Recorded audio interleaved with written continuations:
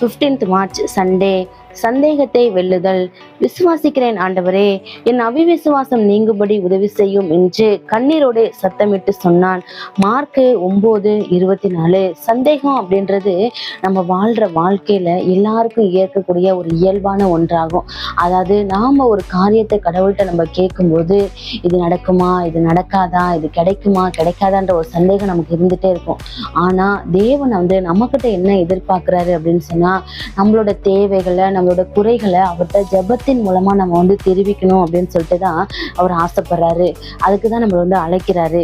ஆனா நம்ம சந்தேகம் நம்மளோட வாழ்க்கையில சந்தேகத்தை நம்ம வாழ்க்கையில நம்ம எதிர்க்கும் பொழுது நம்ம விசுவாசம் நம்ம கிட்ட வளருது. அதாவது இப்படி நமக்கு நடக்கும், சந்தேகம் கிடையாது, இது என்னால முடியும் அப்படின்னு சொல்லி நம்ம சந்தேகத்தை நம்ம எதிர்க்கும் பொழுது நமக்கு தேவன் மேல விசுவாசம் பலப்படுது, விசுவாசம் வளருது.